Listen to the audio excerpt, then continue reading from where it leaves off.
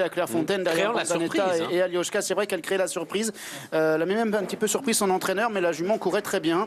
Donc j'ai envie de reprendre une grade fine avec Christiane Demuro qui va remporter peut-être une nouvelle victoire ici. Le départ est plus qu'imminent, Gianni, car il n'y a plus que 3-4 concurrents à l'extérieur des stalles pour ce dernier rendez-vous du jour sur l'hippodrome de Deauville-Latouque. Talard, Tantris, le numéro 3, Stéphane Pasquier qui monte ce fils de Tian Shan. Tian Shan qui était déjà la propriété de Madame Sandor, qui va partir à l'extérieur. Un cheval est très joué, je trouve, Stéphane, c'est Magic Mac, le numéro 8. Elle est à 8,20 €. Elle a été battue par Redfin, pourtant, la dernière fois dans le quintet. Et par rapport à sa position dans les pronostics de la presse, elle est, j'allais dire, étonnamment jouée. Elle est très jouée. Départ imminent.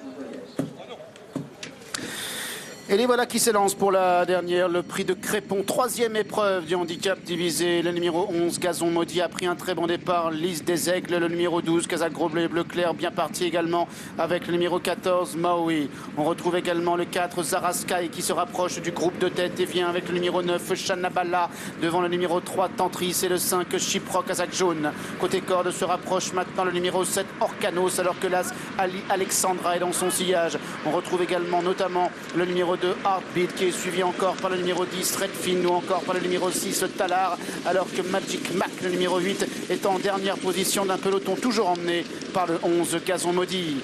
Gazon Maudit qui a le meilleur allié Alexandra, qui s'est maintenant rapproché du concurrent de tête avec en troisième position le numéro 9 Chanabala et en quatrième position le numéro 14 Maui. Le 7 Orcanos qui vient ensuite cinquième. Bamos à la Playa, le numéro 13 est en 6-7e position au centre avec le numéro 3 Tantris. Tantris qui vient notamment devant le numéro 2 Heartbeat, accompagné également par le numéro 8 Magic Mac, alors que l'on retrouve également en position d'attente le numéro 10 Redfin à 400 mètres du but avec Gazon Maudit qui tente maintenant de se relancer, mais là Ali Alexandra qui semble se rapprocher très librement devant le numéro 9 Chanabala. Orcanos également le numéro 7 qui vient avec Redfin qui refait du terrain côté corde. 200 mètres à parcourir, Ali Alexandra à l'avantage, mais Maui, Bamos à la Playa, Chyproc qui termine de mieux en mieux et surtout Redfin qui a maintenant plongé côté corde. Redfin qui ne fait qu'une bouchée de ses rivaux. Redfin qui s'impose nettement. Bamos à la Playa est deuxième. Le 12, Lys des Aigles, prenant la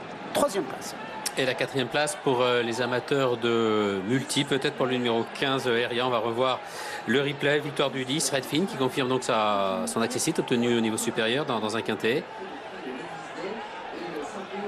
Vamos à la Playa, le numéro 13, à la photographie avec le 12 Lys des Aigles, mais dans cet ordre de préférence. Je pense que c'est effectivement le 15 Eria. Et le 15 Eria peut-être 4. Devant le 7 Orcanos ensuite.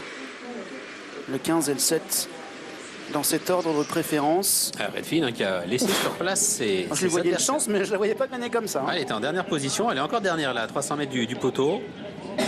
Mais c'est vrai, quand on est dernier à 300 mètres du poteau dans une course disputée en ligne droite avec un peloton en forme d'éventail, c'est ce que je disais tout à l'heure Stéphane, oui. On a moins de longueur tout de même à refaire que si cette course était disputée en ligne droite où les pelotons sont quand même plus effilochés.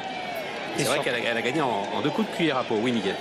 Oui, en plus de ça, les jockeys n'ont pas peur de s'écarter parce que si vous faites ça dans un tournant, vous faites beaucoup plus de chemin, tandis qu'en ligne droite, on peut anticiper et déjà au 600 commencer à s'étaler un petit peu. Et du coup, c'est vrai que les chevaux qui attendent font beaucoup moins de longueur et rentrent beaucoup moins de mètres. Belle victoire, en tout cas, c'est vrai que j'ai beaucoup aimé. Je l'ai vu en direct, en vrai, la course juste à côté de la piste. Et elle a eu une très belle impression d'accélération. J'ai eu une impression d'accélération pas mal du tout. Merci Miguel pour ce meeting. Merci à vous Stéphane également. Merci à vous, on vous laisse les clés avec Miguel. Oui, c'est gentil. Sans oublier bien sûr de remercier les équipes techniques. Alors les courses s'enchaînent à une vitesse folle.